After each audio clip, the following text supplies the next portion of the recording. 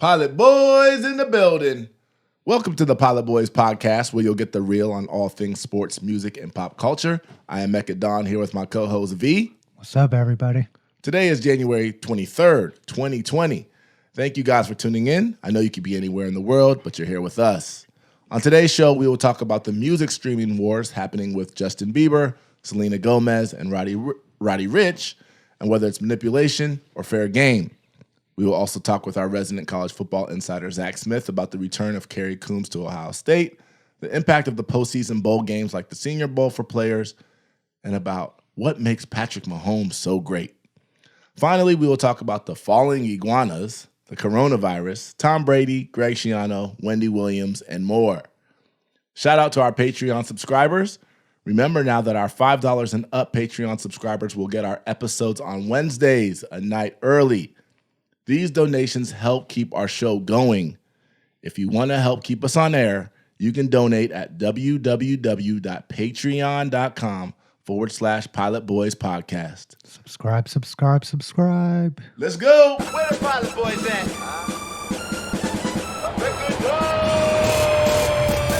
Pilot Boys, we get on up. We don't fly, boys, we getting up. So high.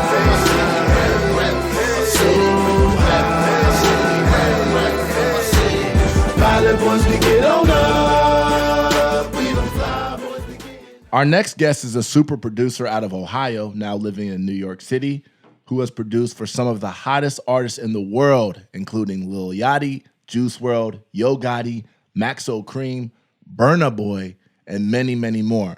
Please welcome to the show, Mitch Mula. What's up, Mitch? Yo, what's up, family? How you doing? Good, man. Good, man. Glad to have you on the show, man. I see, you've been doing your thing. Obviously, you and I know each other, got connected through music. You've produced records for me, including Nip and Tuck, which is a fan favorite. And, I've been watching you do your thing. V's been watching you do your thing. We're really impressed with how your career's been going. Ohio boy really showing out in appreciate this big ass industry. You feel me? You Right. gotta represent. Right, exactly. So, one of the reasons why we wanted to have you on the show is because there's been kind of a lot of talk recently in the last, couple of weeks about streaming and these streaming wars, with, for example, Roddy Ricch having the #1 album and then Justin Bieber kind of trying to fight that by telling his fans to go stream his music overnight, and then, him losing, and then Selena Gomez getting involved and telling her fans the same thing, and then her saying she's going to all these different stores to go buy her album, and then Roddy Ricch kind of trolling both of them by telling people like to go, stream their albums. And so we wanted to kind of get in a discussion about music streaming and, whether what these guys are doing is manipulation or fair game. And V did some research on it, had some interesting thoughts. So we'll start there, and then we'll jump into a bigger conversation. Well, obviously, Okay. just to kind of to educate our listeners, I mean, the music industry is rapidly changing. Went through a downturn with Napster and the piracy, trying to figure out like how do we make money off of this when piracy is so rampant.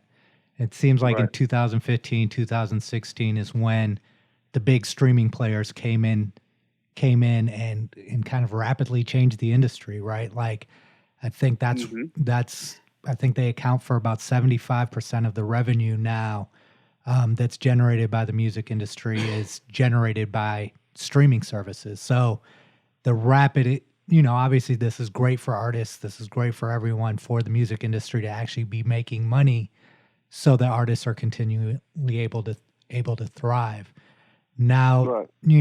With that said, like how much of this do you think benefits someone like you, one who's coming up, and how much of this is controlled still by big labels and these big streaming services? Like my curiosity is, how does the money work? And you have experience with this. How is the money actually broken down? And do you think it's fair what the artists and producers and the actual talent is being paid in the current system? So to touch on the initial point that Mekka spoke on, about Justin Bieber, Selena Gomez, I think the fact that they're doing that and going these lengths to have their music streamed at this rate, it shows that there's definitely something in the water. Like, it's a term that we use in football, when somebody like basically get exposed, there's blood in the water, so the shark's gonna come. So saying that, I'm really saying if they're going these lengths to do these things about, you know, making an album or making the album go #1 or streaming, it shows you the power of streaming and, you know, what it can really do for independent artists. Mm-hmm. So that's just that thing. You asked me if it was manipulation or if it was fair game. It's obvious. I think to me, it's obvious it's a bit of both. It's obviously fair game because there's no rules in this type of engagement. There's nothing against the rules about what they're doing, but it is manipulation because they are, you know, doing things to change the course of what the natural order is. So it's both, but I'm not saying that manipulation in a derogatory way. They're just doing what they feel that, you know, what they need to do or what they can do. I think it's dope what Roddy's doing too, because Roddy, I don't think Roddy has really promoted the box as much as they promoted their projects. And I might be mistaken. I'm not really like, you know, I don't really be on Twitter and Instagram like too much other than interacting with fans and, you know, just my, you know, things I do on there. But I think Roddy, only things I've seen from Roddy, not even on like to defend Roddy, but I seen him tweet, go stream Justin Bieber Yummy and go stream Selena Gomez. But then like when he did that, now I'm just seeing like a million trailers of his video. You know what I'm saying? Right. So I think it's cool what everybody's doing. I think it really just, you know, if you're looking at this from a signed artist perspective, independent artist perspective, it just shows you the power in streaming and, you know, what these people are willing to do. And they're, like, you know, arguably at the top of the game in respects to what they do. They're doing this thing. Right. You know, if I have a song, I should do, you know, I have a song, anybody independent has a song, you should do, not saying the same things, but it's money there because they're doing it and they have, you know, made millions off of this already. Well, that's one thing that V had said to me in an earlier conversation, which is that kind of like when new things pop up, right? The kind of the first people involved figure things out and get all the money before regulations come in and all of a sudden the game changes. So it seems to me like cryptocurrency. Yeah, exactly, right? Just like crypto. And it looks like, you know, that's kind of this is almost their responsibility, right? If there's a lot of money to be had out here and what you're doing is not illegal, right? Then now it just comes down to whether or not you have a certain level of kind of moral compass that's going to prevent you from doing that. But if you have shareholders and executives and managers and all kinds of other people who are eating off of this, and all you have to do is put on Twitter, hey, go stream my song overnight, and that's not illegal, then, you know, that's probably what you should do, especially if it's going to affect the bottom line. But let me ask you a question about streaming specifically, because I think a lot of people don't really know it. They just know, oh, I like this song, I got Spotify, I got Apple Music, but they don't really know how it affects the artist. So what are like actually the differences between the streaming services, and how do artists, like what type of money can an artist actually see from a stream? So from my understanding of streaming, every streaming platform has a different, I guess, payout rate, and that payout rate varies based on whether it's a freemium account, a paid account, you know, those type of things. So it's really no like set in stone number of, oh, one stream equals 0.0084. You know, I know that's like the number floating around about Spotify. Right. But from the conversation I had with the people who handle, you know, my admin or other people's admin or whether it's YouTube monetization, there's no like set in stone number. It just like, it all fluctuates. Right. But there is a chunk of money. I mean, even if you put in one of those algorithms and, you know, multiply it by the amount of streams, you can see potentially what's there to be made. And obviously, you know, the label gets a chunk, the artist gets a chunk. But it's really like, it's not something I would stand on and say like, yeah, you can make 100,000 off of this. Like, it really depends on, you know, what your control is of that record. What percentage of the record do you own? Is it a sample? Is it not a sample? You know, I mean, you know, it's a variable type of thing. So, but it is money to be made, you know, especially if you're independent and because I think the problem that independent artists, producers alike face is just the lack of knowledge when it comes to, you know, the money. Where is it coming from and how to go get it? Right. Because for a long time, I was under the impression that to collect my streams and collect my YouTube, I had to be signed to a publishing deal, which is anything but the truth. So when you figure out that there are companies that these labels are going to, like the labels aren't collecting their streams themselves, from what I know, like they're hiring companies like Create Music Group to go handle YouTube monetization. Okay, cool. Let me go set up a partnership directly with Create Music Group or Song Trust or one of these companies, a Harry Fox agency, because, you know, if you get 100 streams, 1,000 streams, there's money to be made. You know, it's like a false stigma that people in the music industry have that basically you got to be broke until you get a hit. That's anything further from the truth. Right. And I can attest to that firsthand experience. It seems like independent artists have it great, but it seems like also what's happening here from a streaming and publishing standpoint. I think I read that when it comes down to the artists and producers, once everything is filtered down, they're only seeing 10 to 15% of their publishing through streaming. Whereas with radio, you're getting 100%. So my concern again is this a system of exploitation again, where the artists aren't getting their fair due? And it seems like you're saying that if you understand the business, it doesn't matter. You can figure out a way to make money even as an independent artist. Yeah. So in reference to what you said about the 10%, I'm not familiar with that. But I like in terms of it being fair, you know, since this whole producer rights and artist rights thing has just kind of bubbled within the past 5 years, with anything in regards to rights, you know, the time span that we've been talking about is obviously not fair if it's being spoken about. You know what I'm saying? So it's definitely a problem there.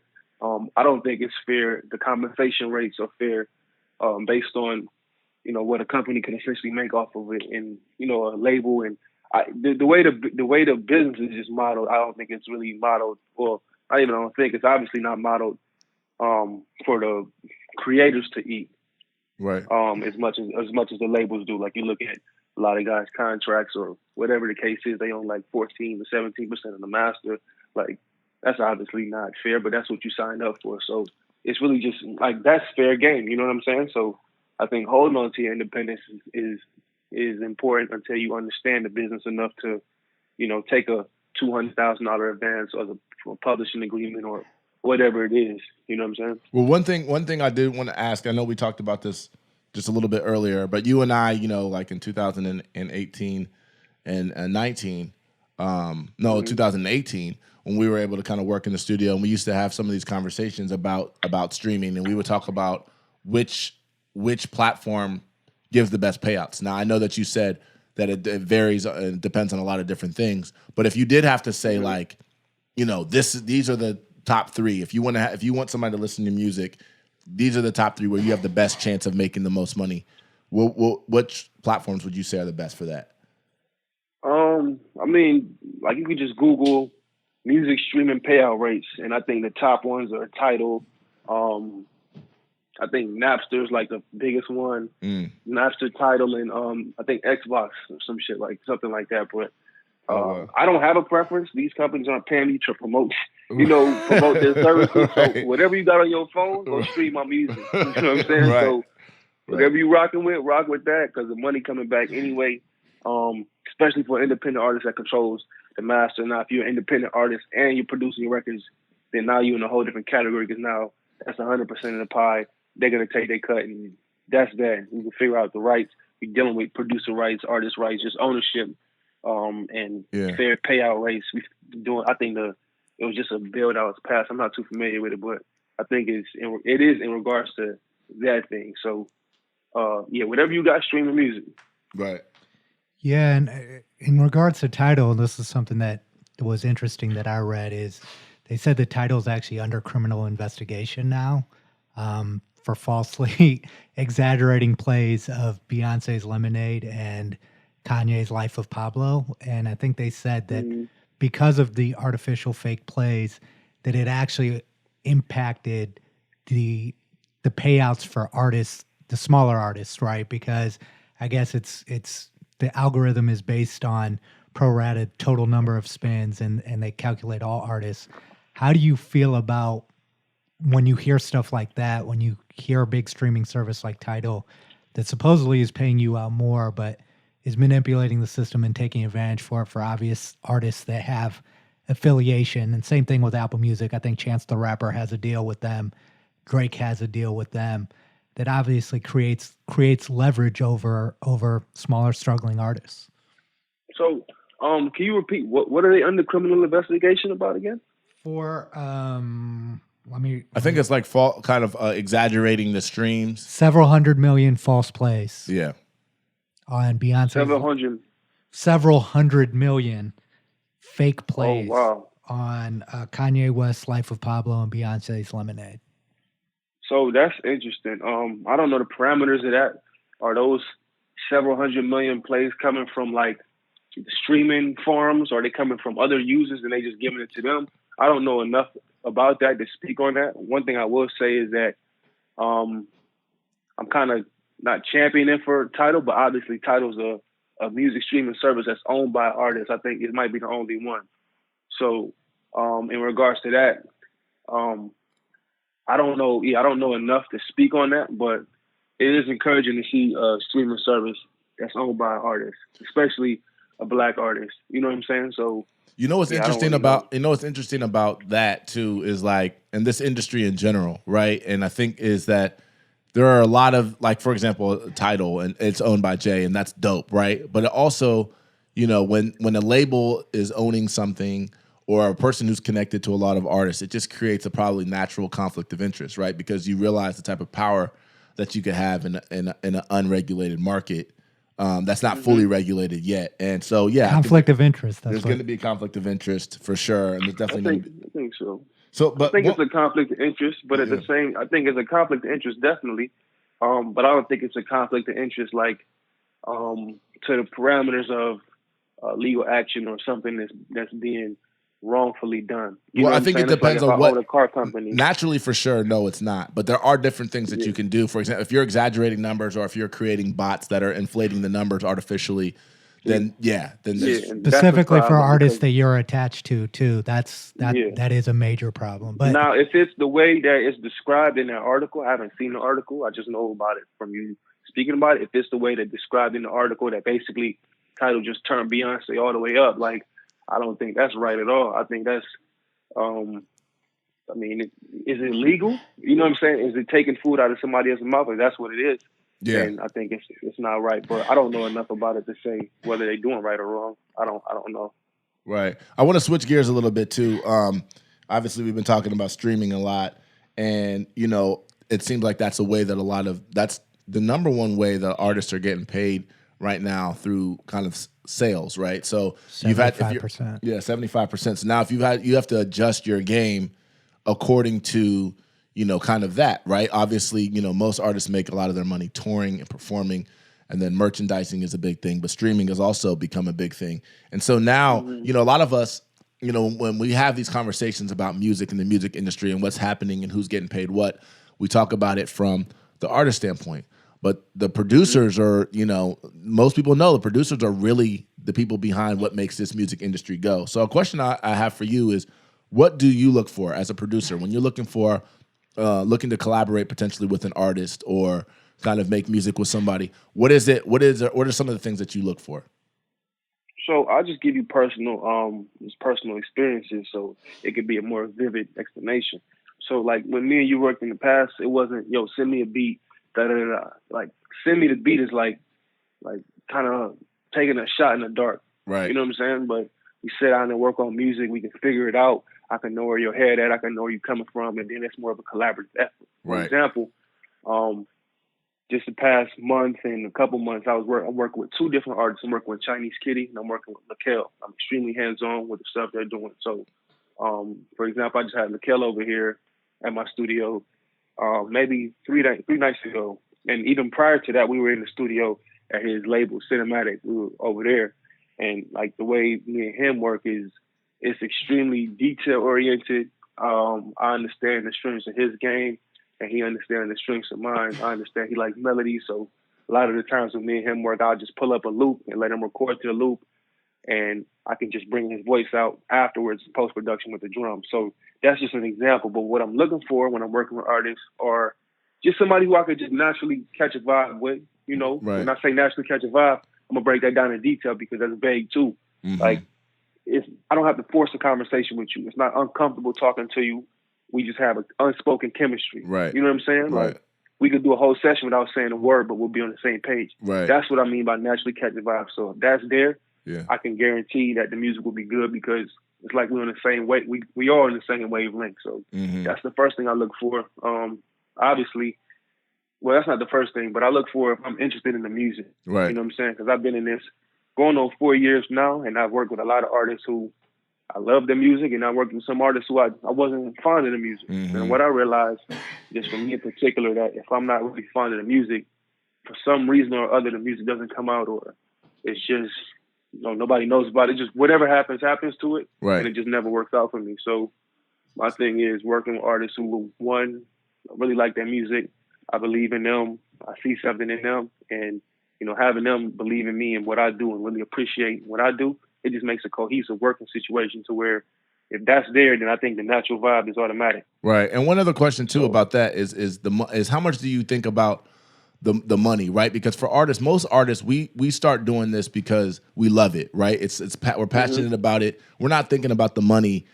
For most artists who really, really care about this, we're not thinking about the money. We're doing it. But then it does come a point where you start to realize, like, holy shit, this is actually my career. If I'm going to continue doing this, I need to make money to survive.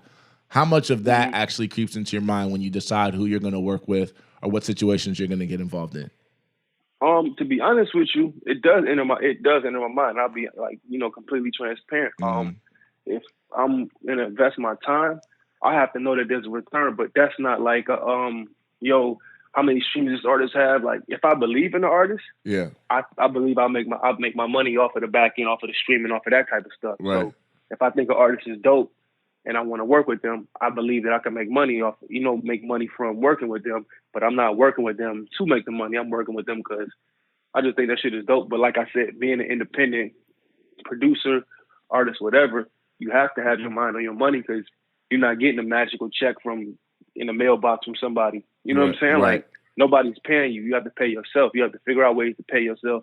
Right. And fund what you're doing, whether it's your team funding you or whatever it is. So I do think about and I'm well aware of the financial side of the game, front end and back end.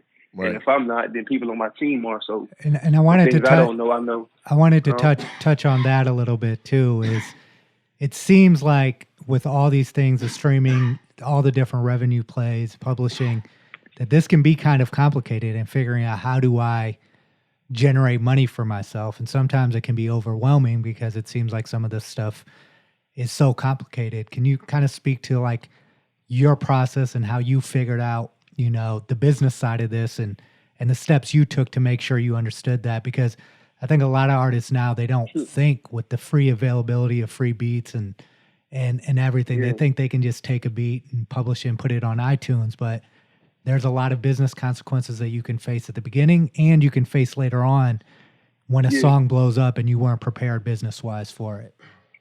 So I'll give you just like a brief rundown. 2018, I was on Juice WRLD's first album. Rest in peace. I was on his first album. The song eventually went gold. The album went platinum, right? So during that period of time, I started getting approached by a lot of different publishing companies. They start offering you amounts of money that are like, wow, okay, this is real. I made it, or it's like a sign of validation. Like, okay, what I'm doing is working, and people willing to give me this. But like I said, if I don't know it, I'm gonna speak to somebody on my team. Or I'm gonna reach out to information. Mekka, you know this personal experience. I'll ask you a million questions all day long, and I'm gonna ask you a million more. So with that, it's like, okay, if these people are willing to give me all of this money, it's something that's being purchased here. This is not like congratulations. This is not a congratulatory gift. Right. This is a purchase. You're purchasing something. Now, what is the acquisition that you were making? You know what I'm saying? What am I giving you in return for this money? And then when I sat down and looked at that, I felt like, okay, what they're trying to buy is this is discounted rate. This is great value price. This is Costco. You get 40 waters for $3. Like, you know what I'm saying? Like, this is what this is. This isn't what this looks like. Even something as simple as taking the number that they give you and then dividing it by the number of years that the contract is. It's something simple like that. And I actually did that. I'm not gonna call the A&R out because we have a good relationship, and I understand they got to do what's in the best interest for the company, not for me, because they don't work for me.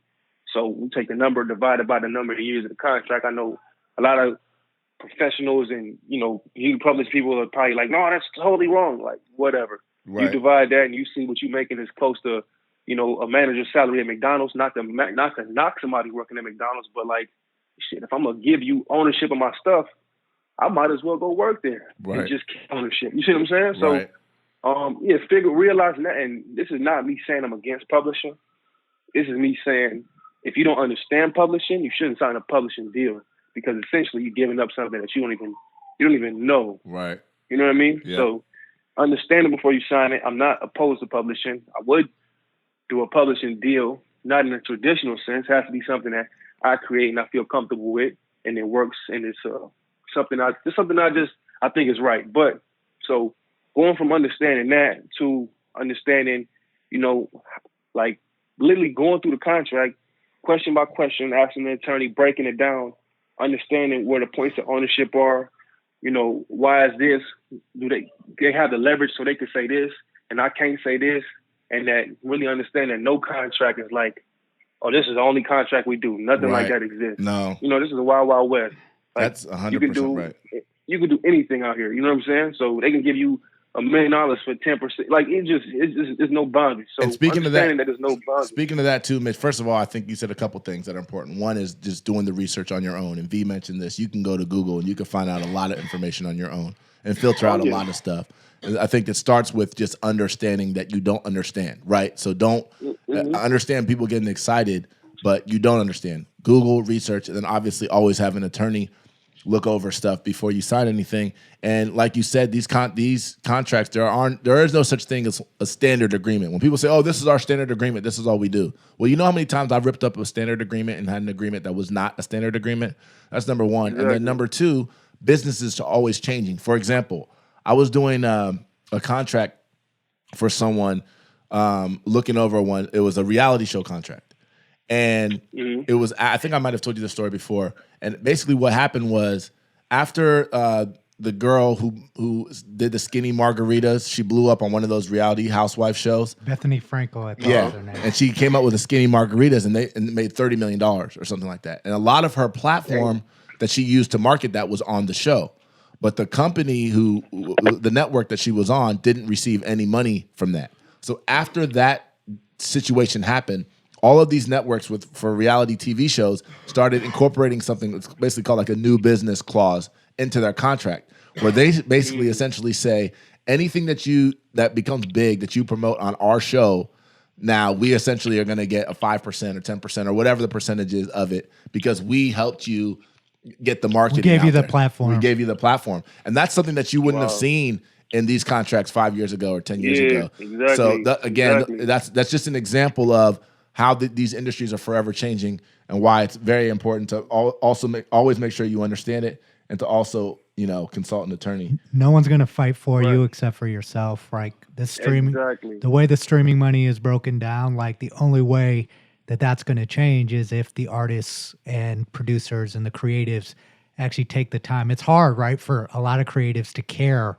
about the business side of this, but when you'd rather care about it and invest the time in it than 10 years later go through what Taylor Swift is going through right now, or even smaller artists where you felt like you deserved and earned a lot of money that you're not receiving because you didn't pay enough attention to the details. Yeah, and one other thing too, want to switch gears real quick before we let you out of here, is we were talking about artists that you've worked with. Obviously, you've worked with huge artists, like I mentioned earlier, Lil Yachty, Juice Wrld, big names. Mekka Don. Hey, and it's kind of like when you're an artist, when you're growing up, you kind of have dreams of like collaborations, right? So for me, one of my big dreams was to collaborate with Bone Thugs and Harmony. I was able to collaborate with Busy Bone.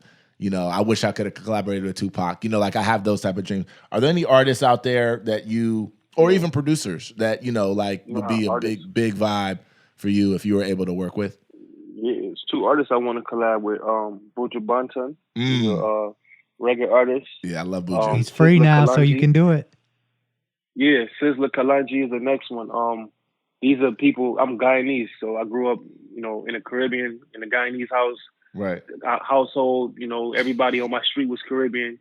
Right. The first music I'm listening to is roots reggae, and these are the artists who I grew up as a child listening to, and they're my favorite artists to this day. So if I can collab with any artist, it'd be those two, and yeah, that'd be Listen, that. if you ever collab with Buju, let me know because I will fly on my own dime to get there to be in that session because that is one of my favorite. I still listen to Walk Like a Champion until Shiloh. I listen to all those songs still to this day. I'm going to put some pressure on Pesh to make that happen for you. Man, somebody got to make that happen. But I know it'll happen. That's one thing I do know. Yeah. I know that collab will happen because some things just meant to happen. Those are my two favorite artists of all time. Them, Garnell Silk, he's passed, but yeah, those two artists. Right. For sure. Okay, and the last question I'll ask too is let's talk a little bit of football. I know Durant Grant, who played at Ohio State. I think he played for the Chicago Bears. In the XFL now. Yeah, that's your cousin. Yes, sir. That's your cousin. Yeah. Blood, yep. And he's a good dude, man. So I know you had experience with football. I know you played football growing up. Tell us a little bit about your football experience. Maybe anything funny with Durant, and we'll get you out of here on that. Man, I can't even start. Me and Durant got stories for days. I couldn't even start, but yeah, that's my guy. But I was playing college football, tore my knee up in 6 months, 6, 7, maybe. No, I tore my knee up, and then a year later, I had a song come out with Lil Yachty called Mitch. So that's like my funny football story. Wow. I was in college playing football. On my way to the NFL, I had scouts looking at me, all of that good stuff. Blew my knee up. I text Brian from Live Mixtapes, Precious guy. He's an A&R at Live Mixtapes. I text him like, yo, bro, I need to win a game. I'm in the ambulance texting him this too. Like I'm in the ambulance like, yo, my ex-girl's there, my mom's there. I'm like, yo, bro, football's over. I need to win a Grammy. 2 weeks later, I'm in Cleveland with crutches and a big all-in-one desktop computer, all of that because I didn't have a laptop. And started working with Rip Flames. A couple months later, stuff with Yo Gotti came out, and it's just been, kind of going from there. So it was almost like that knee blowout at that time seemed like the disaster, but it might have really been a blessing. Yeah, I mean, when it happened, because I put so much work in just to get there, get myself to that point in my life, like transferring schools and all of that. I put so much work in when it happened. I was like, okay, I'm not living a bad life. I'm not a terrible person. I'm not doing wrong. So this can't be a bad situation for me. Like, this can't be like, okay, your dreams is over with. There's nothing. Like, I know there's something on the other end. This literally was going on in my mind. Like, okay, if this is it, this definitely is not the end of me because I'm not living wrong. I'm living a good life. I'm living positively. I'm not wronging anybody. So I know something good's come out of it. And I kept that mindset. I mean, even to this day, if something happens, then I know that, I'm living in balance with the universe to where whatever looks bad, it just really depends on my reaction to it. Right. And I actually wanted to talk to you a little bit about tennis. Your sister is a professional tennis player. And I always talk about tennis as being one of the most difficult sports for people to make it in. And just want to have you speak a little bit about that. What Coco Gauff is doing, obviously at her age, is amazing. But just working with your sister, I know you work with her as well, and she's a great tennis player, obviously. But just speaking to the difficulties of that sport and also like the success that she's found as well. Okay, so I kind of give you like backstory on her. My sister went pro at 14. Which I know. Say her name. Like, tell us her name too, so everybody knows. Sasha Vickery. Yep. SACHIAVICKERY. Sasha Vickery. That's my little sister, my only sibling, blood related. So, she went pro at 14. So what that really means is she forego amateur status and she started playing for money.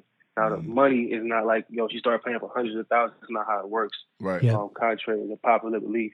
So it was just a grind, and eventually she got better and better, and worked her way up the ranks.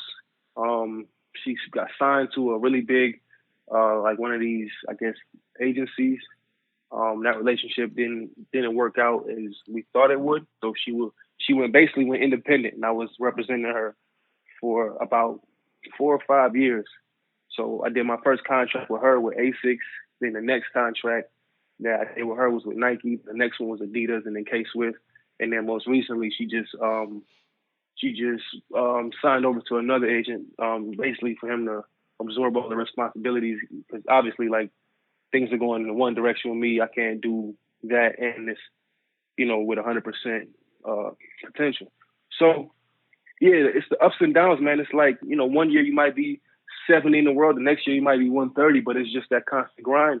And with her, she's been able to stay, you know, in a relative range for a long period of time, which is really unheard of. Like, you either go straight to the top or you just like fall off tremendously. You might bounce back a little bit, but you always like, you know, you never really there. So she's been able to sustain herself around the same mark, which is a testament to her ability. It's just now, you know, cracking that seal, figuring out the things in her game that really work for her, and, you know, excelling. Everybody has different peak points. Coco Gauff is doing amazing. Shout out to Coco. Me and her dad are good friends. Yeah, she's doing amazing. She's doing her thing, and I'm just happy to see, you know, like where tennis is going, especially within the urban community. More people in the urban community are saying that this is another outlet of sports or enterprise or whatever you want to call it. So I'm just happy for the game, really. Mitch, I got a question too. The last question I'll ask you on this is kind of what we were just talking about with tennis. You know, V and I had a conversation many years ago with Buster Douglas, basically when we were shooting a video, and he was telling us about the kind of the manipulation in individual sports, right? The manipulation in the politics of how, you know, people get ranked and how people get pushed to the forefront. And, you know, like how there'll be a guy who's like 27-0, but like those fights are like some bullshit underground fights that were just set up just to prop him up. Do you see that type of same politics and manipulation happening in tennis from your experience so far? Of course. Yeah, like it's a lot of like underhanded like dealings. I think any sport where money is to be made is some form of manipulation. That goes from individual sports to team sports. But in tennis, it's a fair share of that. Like, you know, it's different tactics that players use to kind of rob other players of points or fake injuries on the court. It's just like it's a lot of manipulation involved, what you can imagine. And it's like, you know, certain they call them like when it's a new tournament is happening or a tournament that's going on, you have like the I forgot what it's called. Basically a bracket and who's where in the bracket and who they playing against. Right. Like the draw comes out, and some players just they never get a fair shake in the draws. Like their draw is always the hardest draw. You know what I'm saying? So like if you see that and you believe that the draw is random, how can it be random if randomly I'm getting the toughest players every single time? Right. You know what I'm saying? Right. Like it's obvious if you just look at the game, you look at tennis and you look at the draws, it's like, okay, you know, this player's in this tournament, you know their draw's gonna be, you know, that's gonna be the death draw right there. You know what I'm saying? Right. So there's a lot of that stuff that goes on, but I think, you know, inevitably if somebody's destined to do something, it doesn't matter what draw you're going to put them in. They just got to find the mental fortitude to handle their business. Yeah. Right. All right, last thing. Just give us a little bit before we let you out of here. Give us a little bit of what we can look forward to from Mitch Mula in 2020 and beyond. 2020, we just launched Win First Media. That's a branch of Win First Records. It's my company, my label, my independent label. So Win First Media is an in-house studio, creative space. Actually, when you called me, I was just getting out of a meeting that we're having here with a videographer, kind of interviewing them, talking to them about the layout. So, yeah, Win First Media is launching in New York, Harlem, Upper East Side, whatever you want to call it. That's launching this year. A lot of dope content coming out, a lot of new music coming out, a lot of placements with some of your favorite artists, some of my favorite artists. I'm releasing my own music, so it's a bunch coming out. Just, you know, if anybody does interview, just stay tuned. Follow me on Instagram. Actually, my Instagram's going to change, so just type in Mitch Mula. Right now, it's Mitch Mula 92. I talked to the real Mitch Mula last week, and he's going to give me just Mitch Mula straight. This is dope. For real. So, yeah. So just stay tuned. That's what's up, man. Yo, thank you. Keep grinding, man. Yeah, keep grinding. For sure. Keep grinding. Like I said, we're friends of yours, but we're also fans of yours. And obviously, we love the music that you produce, and also your mental, the way you approach this game. I think it's very important. I think young producers and artists can learn a lot from you. So I think everyone, like he said, definitely keep following him, and we will continue following his career. Mitch, thanks for joining us on the Pilot Boys podcast. Thanks for having me, bro. All right, man. All right, man. Have a good day. All right, peace. All right, V. Mekka Don and this. Mitch Mula. Drop that bomb buckler. I'm feeling like $1 million. Cutting up just for the money, we like nip and tuck. Jet like Benny from the Sandlot. Cost 50,000 for my Hancock. Ah, baby. Riding to the top. Driving haters crazy. Never gonna stop. I'm feeling like $1 million. Cutting up just for the money, we like nip and tuck. Love the Pilot Boys podcast? Support us on Patreon. Supporters can pledge as little as $1, and we have some cool perks on there. Check out www.patreon.com/Pilot Boys podcast. Show us some love today. You're listening to the Pilot Boys podcast, episode 11. We have some news and notes, V. There's a lot of different types of things that are happening across the country. Let's talk about them. Let's go. So, one funny one. The National Weather Service warns of falling frozen iguanas in Miami because of the unusually cold weather. But they said that they might hit you, but they won't be dead. Is that a global warming thing? What's going on right now? If you fear reptiles, that really sucks. But I don't know, flying frozen iguanas. Yeah, I think when you go to Miami, you go there to vacation. I think one of the things that you're not worried about, you might be worried about hurricanes, you might be worried about humidity or hot weather, but I don't think you're worried about frozen iguanas falling on you. For people who are scared of iguanas, they're not going to hurt you, so don't worry. All right. College basketball. There was a brawl this week in Kansas versus Kansas State basketball game. It was basically it was stupid how it happened. Kansas was up by 20 points. They were, had the ball at the end of the game. We're going to run the clock out. The guy from Kansas State comes up and snatches the ball and goes down and tries to dunk it. Or lay it in, and the guy from Kansas sprints down and blocks the hell out of him. And then they get in each other's face, a brawl ensues, there's pushing, there's, a couple punches thrown, maybe someone was holding up a chair. I hate to see that type of thing, especially with college kids. And the hard thing here is there's sports etiquette. What triggered this whole thing is there's sports etiquette, sorry. What's etiquette? I'm slurring a little bit. You said it twice. I was like, man, maybe he really thinks that's how you say it. I didn't have any Jack Daniels this morning. I promise. But there's etiquette that... You said it 3 times. What the fuck? What is happening? Yeah. It's this coffee. Okay. There's etiquette that athletes are supposed to follow that any athlete knows to follow. When someone's running out the clock, you don't steal the ball and dunk it. Just like the person who's running out the clock, if you're up 20 points, you don't drive in, shoot a 3 or hit a layup. So in terms of the confrontation, I understand that, but the fight itself obviously is completely unnecessary. Yeah, I hate to see that type of stuff, especially with college kids. Somebody made a joke. I think it was, I can't remember who it was. Somebody on Twitter was like, "So are these kids going to get fined and suspended without pay?" Or I was like, yeah, exactly. So pride is a disaster. Yeah, for sure. Some pop culture news, man. This one is kind of a little crass, but it's funny. Wendy Williams, she actually farted on live TV during her show. Literally, leaned to the side and let one go, and everyone heard it. This is one of the things that I've never fully understood, right? If you sneeze, you have to sneeze, right? And you say, "Excuse me." I've always felt like I've farted in public places plenty of times. And if someone's sitting next to me, I think I own it. I say, "Excuse me," just like I would with a sneeze. So I think the difference is first of all, the smell, right? Or the perception that there's going to be a smell of some sort. Like when you sneeze, there are germs that do go in the air. So it's it is, if you sneeze and don't cover your mouth or cough and don't cover your mouth, that's gross as hell. You know what I mean? You're going to get called out for it. I think with farting, people just think it's just, no matter, even if it doesn't stink, it's just the idea of it coming out of your ass. It's actually a health risk to hold your farts in. Yeah. So I've done a lot of research on this, and that's why I do what I do. Fart in public. And if you're sitting on live TV for hours and hours and hours and you don't have the ability to get up and go to the bathroom every time, you might let one go. But, there are also consequences if everybody hears it. I've heard about this in football where guys pee their pants because they can't go to the bathroom. Oh, yeah. Happens all the time. That happens every game, probably every college game, squirt, water bottles, all that type of stuff, So it's kind of gross, but I think it was also funny.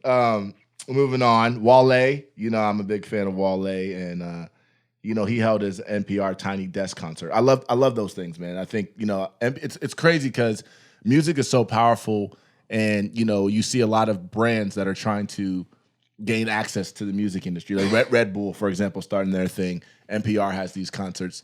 But you never would have guessed they would do something like that. But they're blowing up and they're pretty sweet. Well, what I like about them specifically is, we're living in a very watered down time for music, and it forces artists to be creative and shows them and create live performances, showcase true talent. And I think that the Tiny Desk does that very well in a medium where you don't have to spend $50 or these days $100+ to go to a concert. You're seeing it live digitally. I think that's pretty awesome. Right, and I think also for an artist, it also expands kind of it expands your brand, obviously, right, and your audience. But then also it challenges you to like do something different because it's not the same as being in a stadium or on stage in front of 5,000 or 10,000 people. It's like this small little tiny desk in a library looking space, and you have to really figure out how am I going to. You're not going to be able to jump around and run around and have 30 guys on stage. How am I going to make this thing captivating? And so it challenges the artist as well. And there's a reason why NPR is the gold standard in broadcasting the way it is. Everything they do well. Yeah. And they understand their audience very well. Right. A little bit of fashion news. Off-White Jordan 5s are coming back next week. What do you think of that collaboration overall of Off-White and Jordan? I think, again, the Jordan brand already is exploitative in terms of their prices. I read recently that the richest man in the world now is the CEO of Louis Vuitton. Wow. So the exploitation that's happening here, it's even greater now, right? You partner with Off-White now, and you take $160 pair of shoes and now charge $500 for them, and kids are fighting to get them. Like, I can't believe how many people I see when these drops happen walking around with these shoes that I know can't afford them. Right. And the pressure, that's my biggest concern there. Obviously, I'm a fan of fashion. Yeah. But I think these collabs are just huge money grabs that for sure are troubling. And see, that goes back to a conversation we've had earlier in like a different context about exploitation and capitalism and just economics, right? And some people will tell you, listen, it's supply and demand. Don't tell me that what they're doing is wrong, that it's straight supply and demand. And then the other side of it is like, well, there's also a human psychology thing that we understand, right? These companies study psychology and they figure out how do we manipulate the minds of people who are, because at the end of the day, our minds are only so strong. And, how do we create these phenomenons? And, how do we really get into the pockets of people who don't even necessarily have money? And they're doing it. I've seen shoes, $2,000, $4,000, $20,000. Somebody showed me a pair of shoes that are $20-something $1,000. Tennis shoes, too. Yeah, tennis shoes. Yeah. And I'm like, like you said, I'm a fan of fashion, but when I see that type of thing happen, I'm not ever going to buy a $20,000 pair of tennis shoes or even a $2,000 pair of tennis shoes. You can call me whatever you want to call me. I'm just not doing that. And also, I don't get it because it's like part of fashion is having your own identity. And when these things happen, it's like you go out the day after the new Jordans release and everybody's got the same shoes on. Like, I just never understood that. Like, why? There's actually a social kind of boost that people feel that they get when they actually have those things. Like, it's just like getting the new iPhone, like the day it comes out, and you're spending $1,000 on a phone that does essentially the same things that your current phone does, but it's almost like some type of statement that you're making to the world, when you go and get one. One of the funniest memes that I've seen in recent times is one of Jordan laughing, saying, "You guys bought the same shoes from me again," because they just re-release the same shoes over and over and over again. And every time they drop, people go crazy for him, and he's sitting there laughing. Like, that's why he's a billionaire. Well, you know what? That gives me a good thought.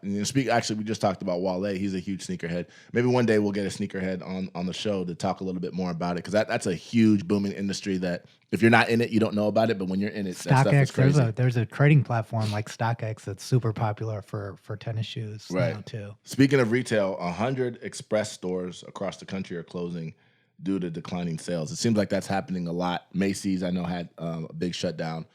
The brick and mortar industry for retail seems to be taking a huge hit, obviously due to probably online retail. But do you think there's something else involved there too? I think goes back to human psychology. People are getting lazier and lazier. I mean, I literally went on Amazon the other day to order something, and I'm a Prime member, right? So they said that it could be there in 2 hours. Like, now they deliver groceries guaranteed in 2 hours. Right. So it's interesting. I just think that people don't like going out in public. They just want to sit.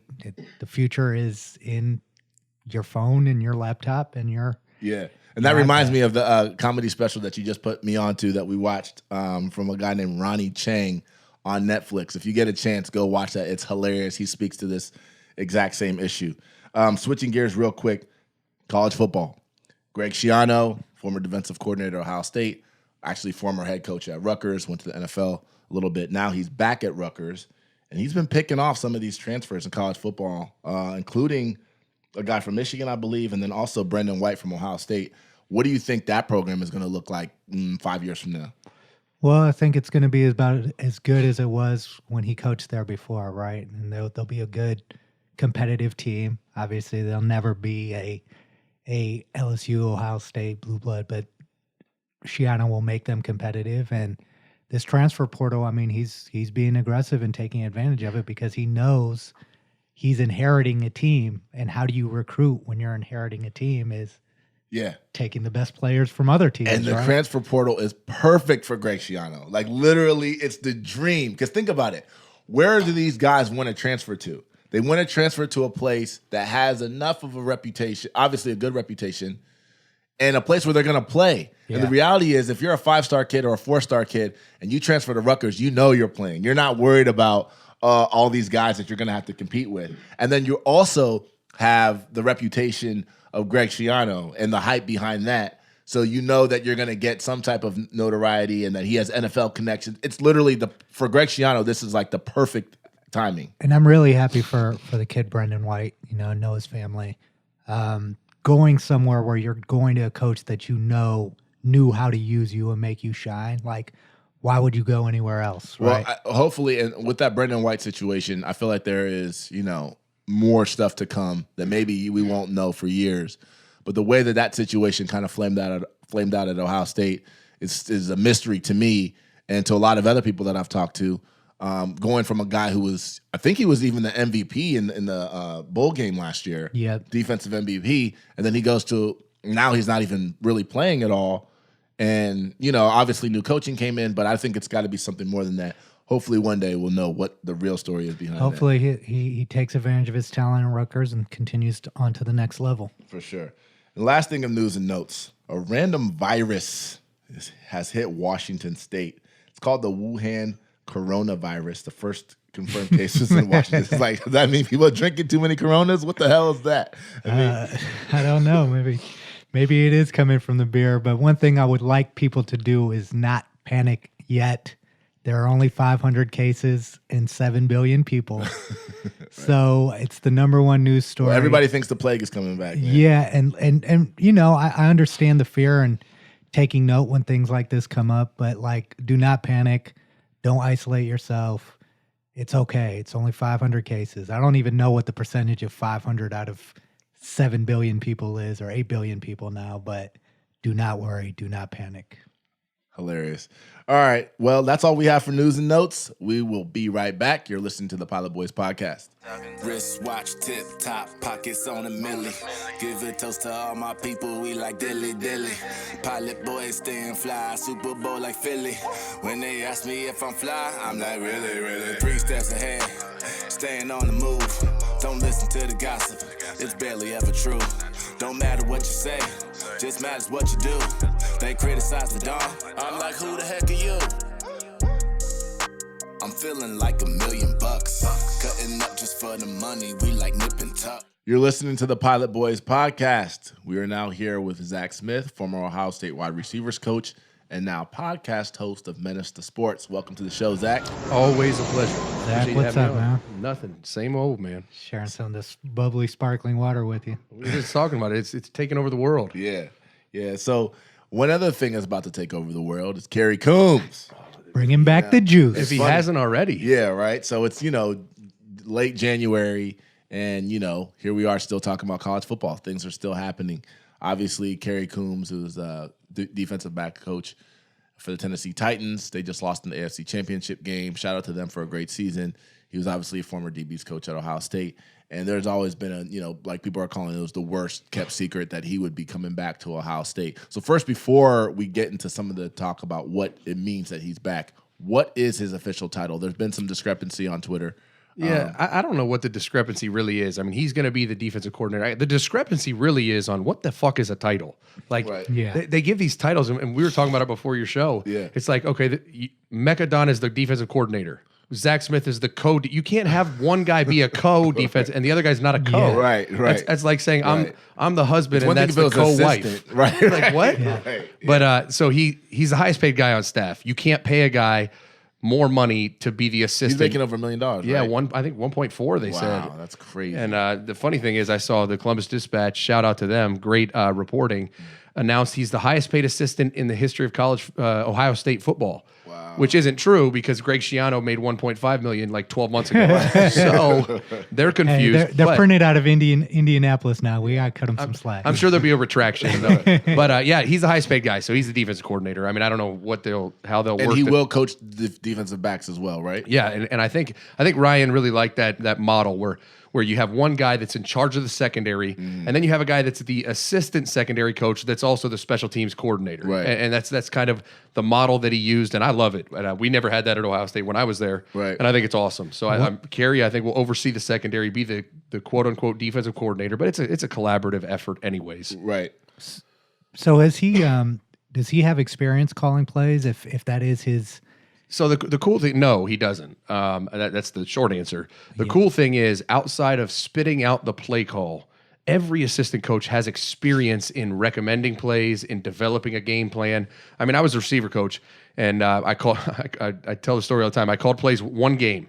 It was when Urban knew that Ed Warner was so bad of a play caller that we played Virginia Tech in 2015, the first game of the year, if you remember, the Braxton Miller spin move, right? Yeah. And we went in, and his plan was that Ed was going to call run plays, Tim Beck was going to call pass plays, and when it came to third down, I called third down. It was the most fucked up situation ever. Right. But anyways, but everyone is involved in developing the game plan. You talk about, all right, when it's 3rd and 3 to 6 as a defensive staff, what defenses do we like? Right. The whole staff will discuss it, analyze it, talk about it until you're sick of talking about it. Yeah. And then you'll come up with your 3 or 4 calls. Right. And then it's done. Right. It's literally like just pick one and whatever one you want. And there's something to be said about a feel for the game and what's going on and who's playing well. But ultimately, it's like, all right, we got these 4 things to pick from. You want to blitz or you not want to blitz? Right. Just pick. And what makes Kerry Coombs so special? Because, knowing some of the guys, they felt like there was a significant drop off in the year between when Coach Coombs left and Coach Hafley came in. And how important of a hire was this, considering Ohio State's branding as BIA, the best secondary school in America, bringing a guy like that back, just to, you were there, you coached with him. What makes him so special and what makes him so important? So the most glaring thing that anyone in the world will tell you, anyone that's ever been to a practice or even just seen a clip from practice, he's the highest energy coach I've ever been around. Juice. I mean, like the guy wakes up like you'll go in for a mat drill, you get there at 4:30 in the morning as a coach, and you're like, oh man, I got to get some coffee, and you walk in, he'll be like, what's up, Zach? How you doing? And I'm like, Jesus, I don't know, man. Let me get my coffee. Relax. He said, I don't know. It's like, whoa. I mean, he wakes up with, he is high on life.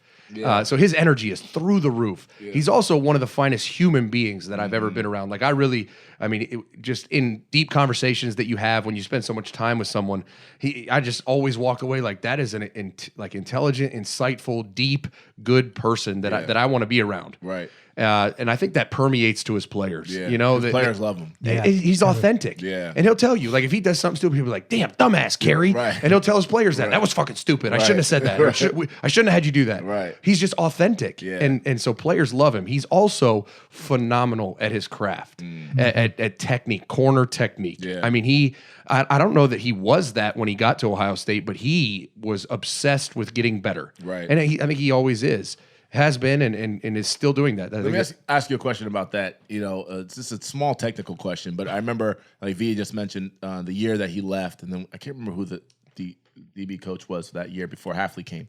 But one of the issues that fans had, was that our DBs weren't turning around to look for the ball and locate the ball. How do you feel about that as a concept? Do you feel like DB should be turning around and looking for the ball and the ball's in the air, or does it just depend? So the dangerous thing is there's one time when you should turn and look for the ball, and that's when you're in perfect coverage. Outside of that, if you turn and look for the ball, you're just going to create more separation. So to say a blanket statement, they need to turn and look for the ball. No, they don't. Yeah. They better make sure they cover the guy. Yeah. But I think, like Marshawn and Garyon at that time, those guys were almost always in perfect coverage. So which that's why they would turn and they would pick off the ball. Yeah, right. Or at least be a contested catch or a pass breakup. It was not some easy blind catch. Yeah. But so yes, of course they should. I think when they interviewed Hafley, I think his first interview as the new secondary coach, they asked him that, and he like laughed. He was like, "Yeah, we're gonna look for the ball." Right. Like, yeah. And people were like rejoicing. I think, oh my God, we're gonna look for the ball. I think the second issue was the use of the trail technique in that year. Yeah. So they taught that. Kerry taught that too, and it's actually the hardest technique for a receiver to beat. Because the lowest percentage throw is a deep ball over the shoulder. That's the lowest percentage throw, right? So if you say, we'll give you the position. Now, we're still going to, try to contest that catch. Right. But we're going to allow you to have that position. Everything else you run as a receiver, you're now at a disadvantage. Any type of route that's not a vertical route away from the quarterback. So I think now we could talk forever about scheme. They're not doing that. They're playing more off coverage, more zone with some underneath help. So there's two different ways to do it. Kerry, when he was at Ohio State, it was a lot of press man, a lot of trail technique, but they were in great position. And then phenomenal players and too. You know what he was so good at? He was so good at breaking down the routes that receivers run week to week, so that those corners, and I'm talking about, we used to have to put in routes just to beat him in practice because they would know, all right, once he hits 16 yards, there's no route in the playbook except a vertical. So they would play every route until 16, and they knew where they were. Once they hit 16, the burners were on because they were covering a go. Right. And so they may be in trail, but by the time the ball hit at 35, 40 yards, they were back in perfect position. Right. He's an expert, man. He really is an expert at his craft. So another thing I wanted to talk about too about Kerry is that, when people talk about coaching hires, a lot of times the hype will be about how good of a coach he is. But then the people who are who really study this thing realize that the job is bigger than that, right? So recruiting, for example. And Kerry, you look at his imprint in Ohio, being a former high school coach, Cincinnati, being from Cincinnati, obviously coaching 5 first-rounders in his first 5 years, I think it was, at Ohio State, going to the NFL, having this and that, now being back.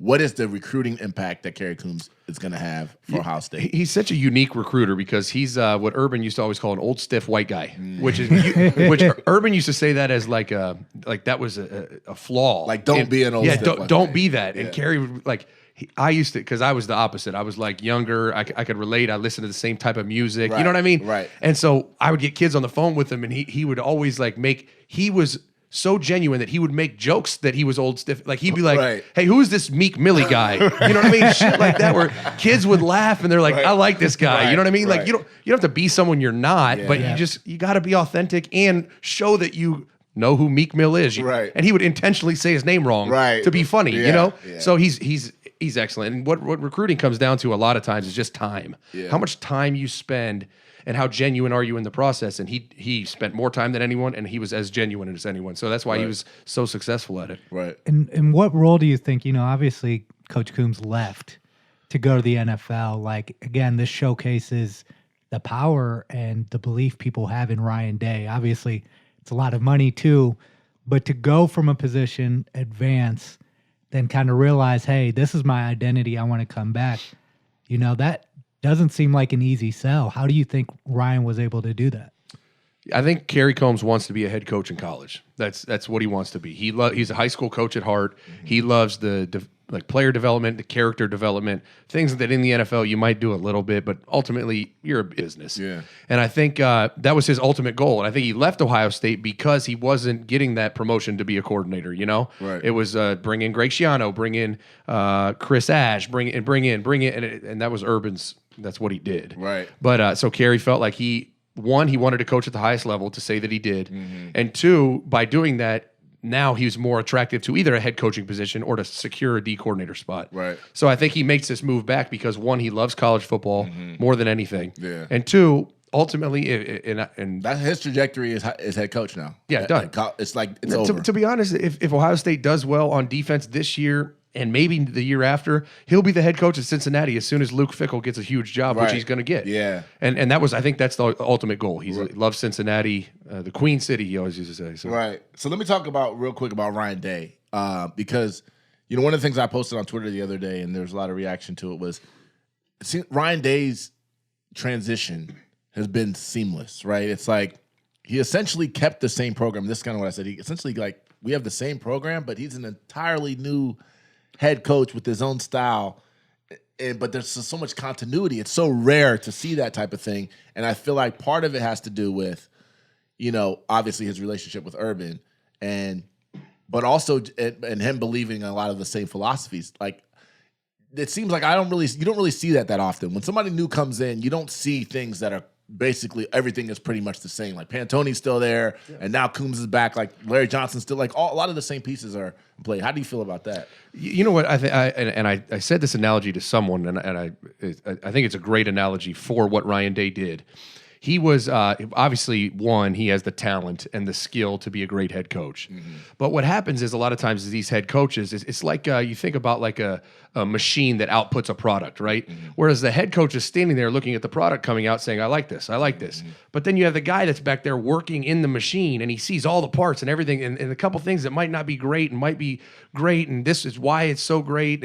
And so Ryan had all that perspective. Mm. And so the minute he takes over, it's like, all right, we need to change the entire defensive staff, but I have to keep Pantoni. I have to keep Mick Marotti. It's like all the aspects of the program that were just made it great. Yeah. He kept it and enhanced it. And then the things that needed changed, he knew immediately because he was on the streets, you know? Yeah. He was in the fight. He was there, so it was not like some coach coming from another program and having to figure it out. He was actually able to see it work in real time. Yeah, it's just like if you and your friends are hanging out, like you know which one of your friends kind of a shitbag. Right. But when your parents come around, he's like, hi, how are you? It's like, right. That's the head coach. When the head coach comes around, that's the best version of that guy. Right. But as an assistant, you might kind of know he's not that good at whatever.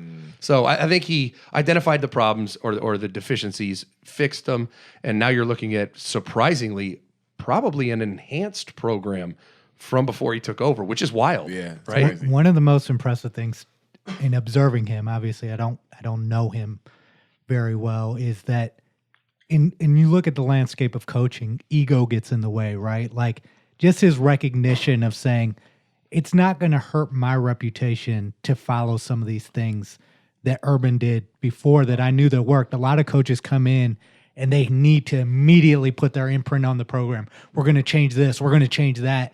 It seemed like he's like, if it's not broke, why fix it? Yeah, I joke about it all the time in conversation, but I was with Urban for 12 years. So I saw, 7 head coaches go on and start a program, take over a program. Right. And almost every one of them would in conversation, casual conversation, be like, bro, this is crazy. Like, it doesn't have to be like this. You could do it different and still win. And they bitch about the program. Every son of a bitch that left, core values the same, program run the same. They did it exactly the same way because it works. Yeah. Right. And so I think Ryan ultimately just wants to be successful. Yeah. And so if it worked, we're going to use it. If he didn't like it or thought something could be better, he'll tweak it. Yeah. You know? And the thing I like about him is that he seems to be authentic. The players love him when you talk to them. He is who he is. He's an intense guy, but he's also a guy that'll joke around with them and make them remember that this is also supposed to be fun. And so it's interesting to watch his thing. And speaking of the players, one of the questions I wanted to transition to a little bit is these postseason games, Senior Bowl, NFLPA Collegiate Bowl, all these other bowl games.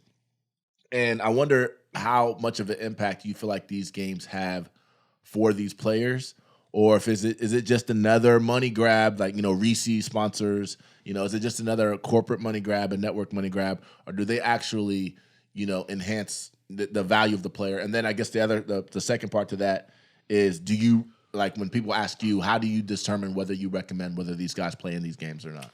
Yeah, I think it's all about what is your projected value, like what and a real conversation with what is your actual value, because there's perceived value and actual value. Right. And so the one thing about Ohio State, and it's been this way since I got there, and it still is this way today, specifically the receiver position, there's so much talent on the team that a lot of times guys don't have this illustrious career or year that maybe they're capable of because there's 17 million other great players. Right. And you look, ask Terry McLaurin how much value's in the Senior Bowl.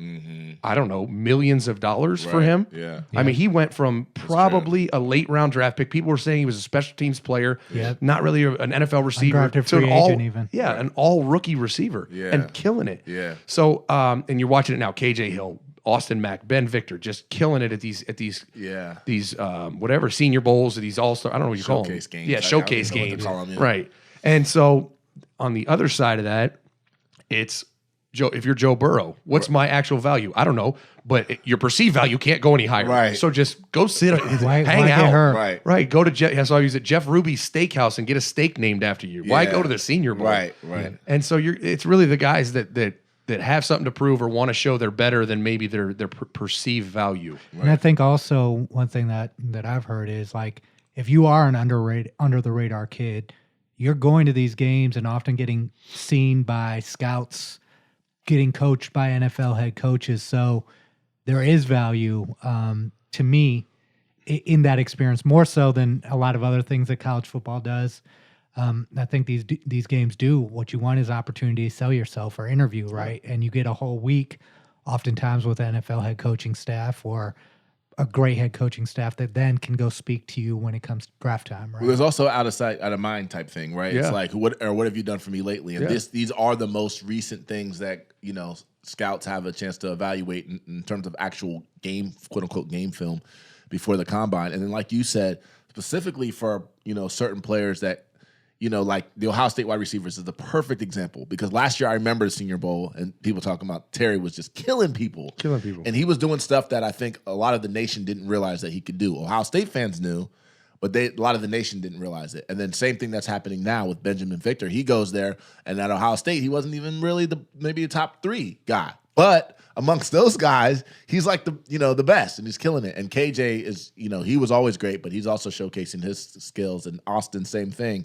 And for Austin, a guy like Austin, who we all know how good he is. Oh, yeah. And the people who really, really watch know. But, he's been nicked up here and there. So now he gets another chance to show, his game film. And then I guess another question I ask is the combine, right? Like, what are your perspectives on the combine? It seems like it's a meat market. And it makes me uncomfortable sometimes watching it, to be honest, because I'm like, these guys are getting poked and prodded and like they're like, like indentured servants. Interrogated too. Like, Interrogated, asking them questions about, personal shit and stuff like that. What's your perspective on the combine? Obviously, guys make millions of dollars as a result of performing well there, but it feels weird sometimes. Yeah, I mean, it's I can see both sides of it. I think it's designed that way on purpose. Yeah, it's. I mean, they put those kids through just a gauntlet. They're trying to weed you out, and what they really do is they set you up with an 8-hour day before you ever test anything or do anything. Yeah. And it's like, all right, we're going to test your toughness and give you a little adversity here and see if you can still go run a 4.3. Right. It's like if you wake up fresh, eat a good breakfast, stretch, and run a 4.3, okay, cool. Now we're going to really fuck with you. Right. We're going to put you in meetings and all this just drudgery and awful shit. Yeah. 8 hours of it. And then when you go out there, you're like, I'm exhausted. Right. Now what do you run? Because, that's kind of football, right? Yeah. After the first quarter, you're really fast. How are you in overtime? Right. So it's by design. I don't really like it. I think it's kind of like you said, poked and prodded. Right. But it's by design, and people make a lot of money off of it. But and I think a lot is exposed. Yeah. I mean, Paris Campbell's one of the toughest kids ever, and he goes out and runs probably the best time of his career. Right. Curtis Samuel the same, and it's like they showed, whatever. You can do whatever the fuck you want to me. I'm still going to show up. Right. Yeah. And I'm going to perform. I mean, and you see, like, they miss sometimes, too, like these tests and the way that they test. Like, your 40-time straight line speed doesn't necessarily determine your football speed, right? Yeah, for sure. I think if Mike Thomas is the best example, right? His draft rating and where he got drafted, now he might be one of the greatest receivers to ever play the game, but they probably missed on him because he probably didn't test well in certain things that at the end of the day don't really matter all that much. Like we put so much stress on these 40 times, and I think that all gets into the politics of the NFL and how decisions are made. I think that if you let football coaches make decisions at every organization, that number of misses would decrease dramatically. Mm-hmm. I mean, you get a bunch of nerds, GMs, owners that just want a guy because he's popular, right? And not that Joe Burrow's not great, but if let's say he wasn't as good as advertised, I promise you there'd be 10 owners that are like, no, we're taking Joe Burrow. Right. I don't care if you like him. Right. Yeah. It's like, all right, who's deciding now? Right. The CFO? Right. Okay, that's really smart. Speaking of the NFL too, one of the things that we've been watching is Patrick Mahomes. Mm-hmm. And I guess as a wide receivers coach, you could probably appreciate this a lot. Who your quarterback is, a lot of times. Actually, talk to us about that for a second before we talk about Mahomes specifically. how does who the quarterback is factor into your game planning or your kind of preparation with your receivers? Because it seems like, for example, and we all love JT Barrett. This is not a knock on JT, but there's a difference between JT Barrett and Dwayne Haskins in terms of even probably how, the things that you would teach, like where's the ball going to be, what routes you run, all that type of stuff. How does that factor in a little bit? Night and day. I mean, it was, you have to, as a receiver coach, you have to adjust your everything you coach, teach, because you have a guy like Dwayne Haskins and you're teaching how to protect the spot that he's going to throw it. But like ball placement's going to be key. So how to give him the window to have that ball placement.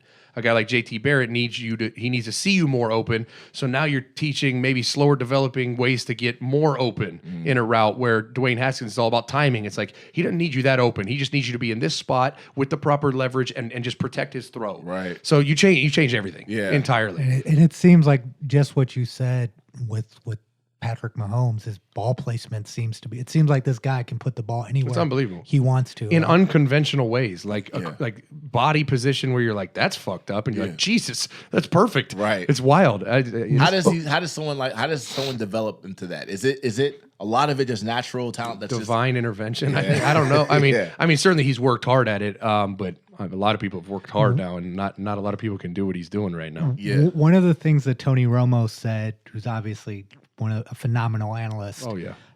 He said that what he noticed in watching Patrick Mahomes is that he doesn't even watch his own receivers. That's how good he is. He just watches the DBs, and that's how he determines where he's going to throw the ball. He's not even paying attention to his receivers. Is that normal for great quarterbacks, or is that something that's fairly unique to him? I think the best ones can move defenders with their eyes by giving them attention, looking at them, doing things with their body mechanics. The all-time greats, Peyton Manning. I mean, I've seen clinic after clinic on how he'll move a guy and twitch a guy to throw a different guy. Mm-hmm. But they eventually look at the receiver. And it's like Patrick Mahomes has like eyes that we can't see. Right. Because he does. Like they'll show his face and he never looks at the receiver. Yeah. Ever. Like not even like as he throws it. Yeah. And somehow it still hits his left shoulder. And you're like, how? Right. Like right. It doesn't make biological sense. It doesn't make sense. Right. And the structure of this offense, right? Like you're obviously being a receivers coach, to have they have so much talent, you forget about people, right? Right. They got Sammy Watkins, Tyreek Hill, Hardman, who all run sub 4.40s, right? Yeah. And then you have underneath, you have the best tight end in football in Travis Kelce, and a running back that can catch the ball. But how much of this is also the design of this offense being perfect for a guy like Mahomes? Because it seems like right off the bat, they're able to stretch the field with their three receivers. Kelsey's almost always open. The running back is this just an offense that's impossible to defend based on the skill? I mean, nothing's impossible, but it's like, was LSU impossible to defend this year? Yeah, probably. Mm-hmm. It's just when you have a quarterback that is hitting on all cylinders with the skill around him that Mahomes has right now, it's like, if anyone could do it, I guess the 49ers might be able to. You got to get home. You got to get to him. You got to get to him. And they can get to him. Right. And that's Nick Bosa. What he's doing is unbelievable. Like, I think this, typically you don't really, well, maybe sometimes you do, but a lot of times you don't see this matchup, which is essentially, these are probably the best two teams in the NFL all season, right? One is basically the offensive juggernaut. The other one was a defensive juggernaut with talent on the other side of the ball on both. How do you see actually this game? Like, how do you slow down Mahomes? And is Nick Bosa and that defensive line the answer?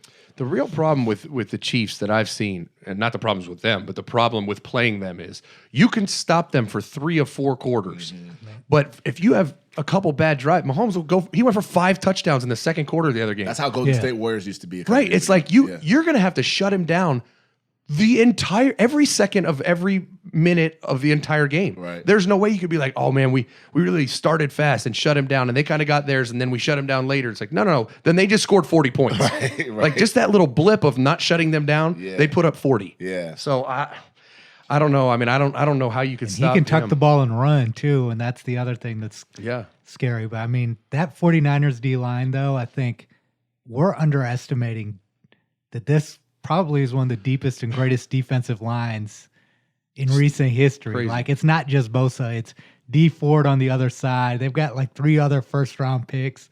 The guys on the interior, they're loaded. right? So and Richard Sherman's balling. Yeah, he is. Yeah. He is. That game is going to be a big one. Like I said, I think a lot of times you don't really see the two kind of best teams play in the Super Bowl. That doesn't always happen, or some team will go on a run like the Titans were trying to do. But these were kind of the two best teams, I think, for their division. So I think it's going to be an interesting game. And the reality is that, we talk about the Chiefs' offense. I think San Francisco has a lot of talented players on their offense as well. They do. Garoppolo's growing into his own, but you have, Emmanuel Sanders, you have Deebo Samuel, and then the running backs, like Raheem Mostert is a stud. I've been talking about him for the last 3 years. V knows that. And they have like speed guys. They have all their running backs run 4.3. Yeah. Or, Breida, all those guys run 4.4, 4.3. So I think it's going to be a fun track meet. I think it's going to be an interesting game. I mean, it's going to be one of the more intriguing Super Bowls we've seen in a while. It's going to be awesome to watch. Yeah. No, thanks, Zach. That was great. Thanks for joining us on the Pilot Boys podcast. Make sure you guys check out Zach Smith's podcast, Menace to Sports. You can stream it or download it anywhere. And also follow him on social media, Instagram and Twitter at Coach Zach Smith.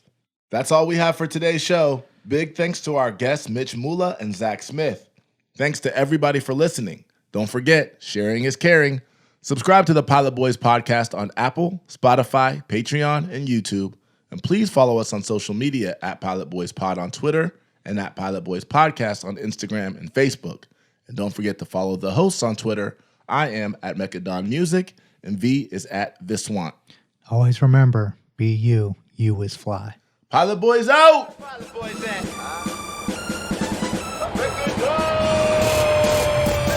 Pilot boys, we get on up. We don't fly, boys, we get up. So high, so high. Pilot boys, we get